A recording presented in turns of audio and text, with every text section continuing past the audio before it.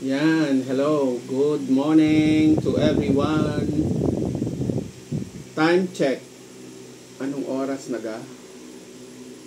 7:45. Yan, katatapos lang ho natin ang ating pagtuturo. O, tayo ay mag-almusal na. Ano ang pagkain? Daing. Ang daing,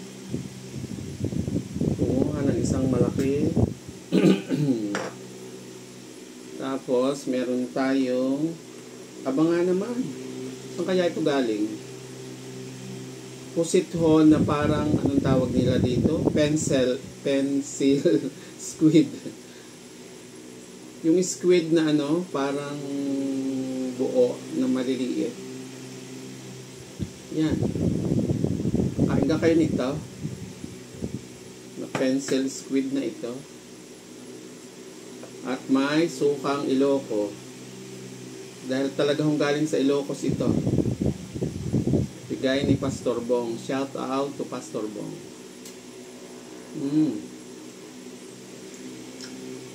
Wow. Talab na talab eh. Ang suka. Kumain na ho tayo. Bago ako nagbukas ng camera, ako hinanalangin na. Para dire-diretso na. At ang kanin natin ay garlic rice. Sarap naman.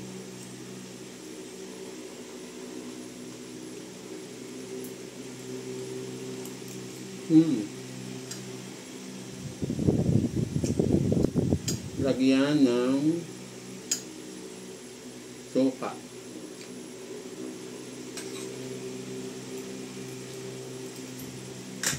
Then ho, sa tabi ko ay meron pang yan, pambata. Chicken nuggets. Pero ayaw ko nito eh.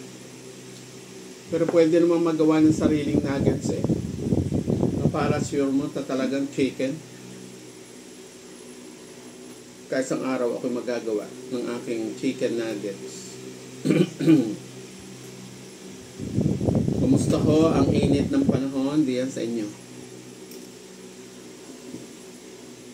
Kahapon din ho sa amin ay nag 38 degrees. Mukhang init noon.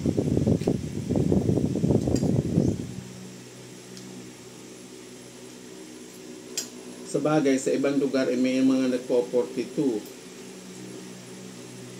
Naku pa, eh di kayo ay ano,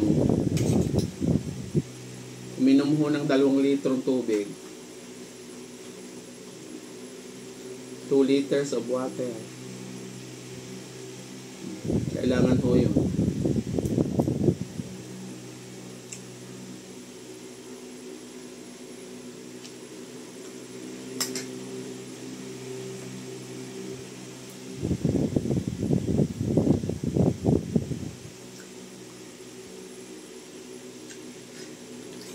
Bakit laging pagkain ang aking vlog? Kulang ho ang oras ko. Wala ho tayong ibang oras.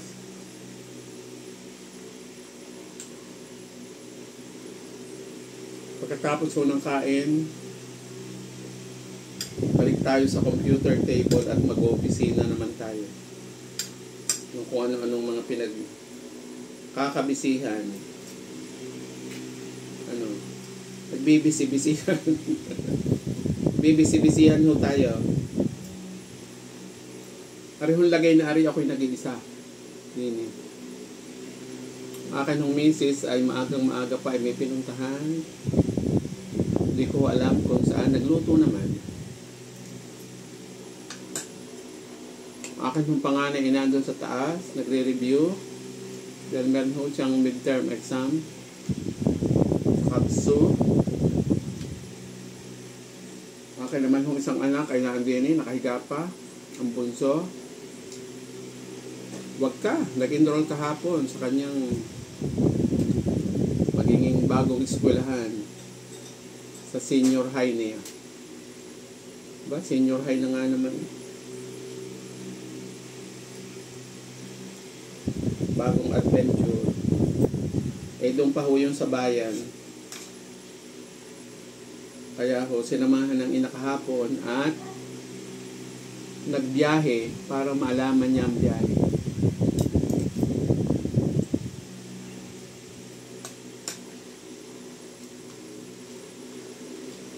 Sadya hong gayon.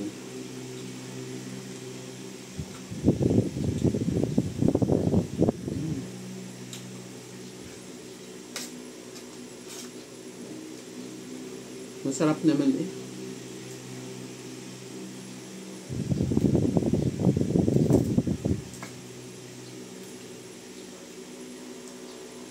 Gusto ko sa daing na bangus yung ulong malutong.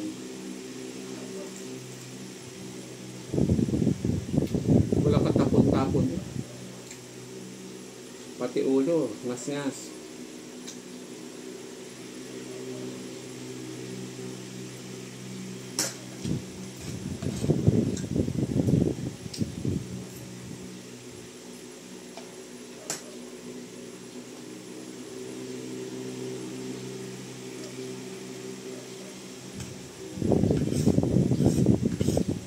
Mainit ang panahon at mainit din ang mga bali-balita.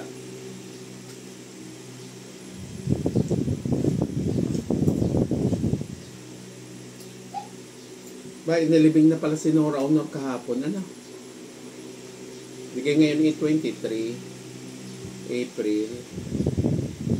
Hindi pa siya inabot ng 72 years old eh. Parang May 21 yata ay kanyang kaarawan.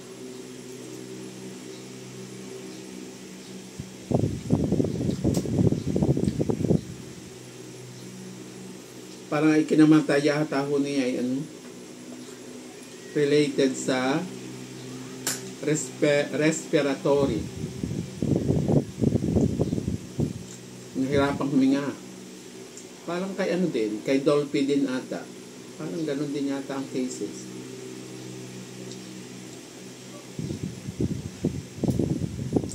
Ba, sunod-sunod ho ang artista at singer na namamatay. Ano?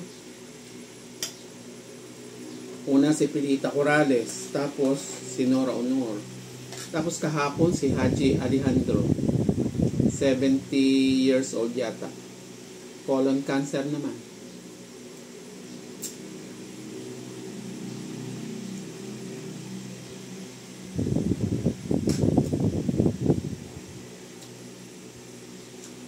Alam mo, yung mga artista na yan, yan yung kinalakhan ko nung bata pa ako na radyo lang naman ang pinakikinggan sa amin. Wala naman TV pa noon. Wala pang kuryente. Diyan sa Laia. Kaya ang tatay ko, pagka natulog sa tanghali, nakikinig sa radio station na puro Pilita Corrales yung kumakanta. Tagalog songs.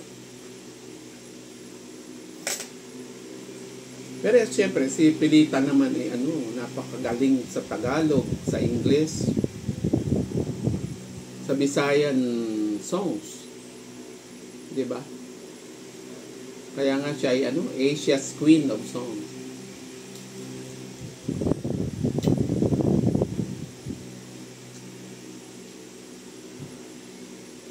Lagi kong narinig yung kapantay ay langit. Kapantay ay langit. Sinta. Opo, Diyos ko. Pag yun ay kinakantay, talagang hihinga. Mahirap kang huminga. Kagitna.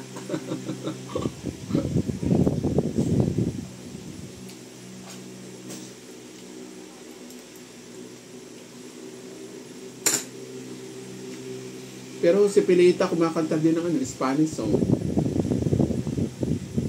At magaling. Kasi ang kanya hong ama o ina ay Kastila. Spanish talaga.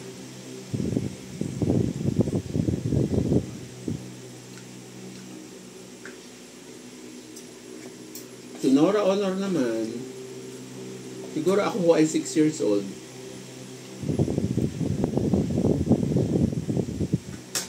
At marunong na ho akong maghanap ng radio station. Nung panahon na yun, alam pa na yung kusalang DCRH, DCWB, DCXL, yun namang DCMM, iba ang pangalan nun eh. Tapos sa pagkalinggo, yung mga alas 10, nakikinig na ho ako doon sa operetang tagpi-tagpi o operetang putol-putol. Programa ho yun ni Ike Losada. Live ho yun sa radyo. Pero hindi ko alam kung yun kasabay sa TV. At ang mga kumakanta ho doon ay si Nora Honor, si Terzo Cruz Liter, yata, si Edgar Mortiz. Sino yung mga natatandaan ko? Esperanza Fabon, Boy Mondragon. Sino pa? Magagaling mo yung mga kumakanta doon. Siguro kung ako ay 6 years old, matanda si Nora Honor sa akin ng 10 taon. Tama, siya ho ay 16. Kasi katanan niya yun.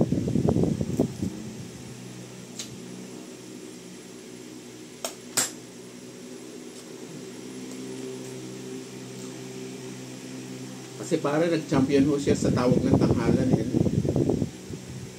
14 years old. Tapos pinakinggan ko ho yung kanyang mga album. Yung kauna-unahan niya, volume 1. So yung long playing, yung malaking long playing. Yung malaking bilog na gano'n. Pero siyempre, nasa YouTube na. Ang boses pala niya, nung siya ay 16 years old, ay buong-buo na parang boses na ng full-grown na dalaga. Bilog ang boses.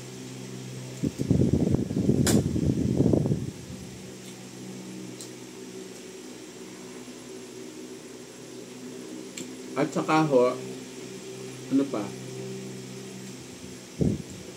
Inom muna tayo ng kape para may maalaala ko.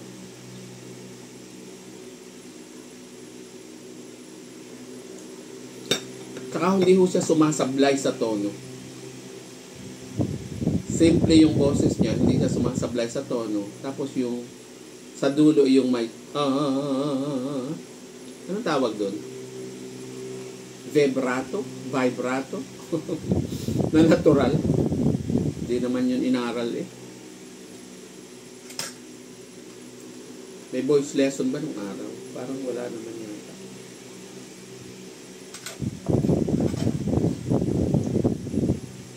Si Haji Alejandro naman, siguro ano na ho ako noon, high school na. Haji Alejandro, Basil Valdez, Anthony Castello, oo, kasabayan ni na Imelda Papin, 1976, 70, 78.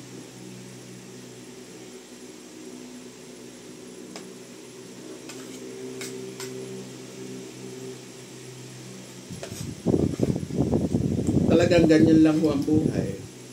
Kahit gaano tayo kasikat, edi una-una lang.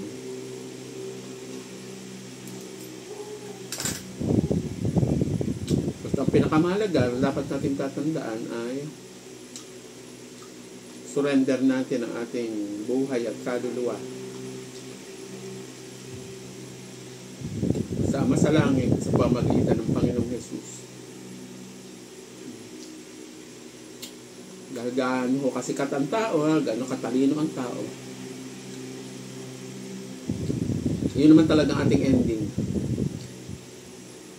Kahit nga mga Bible heroes namatay. Si Adan namatay, si Abraham namatay, si David namatay. Lahat sila'y nangamatay. Tapos sa ayaw nating mamatay, aba, special tayo. May panahon ng pagsilang at may panahon ng pag-graduate dito sa lupa.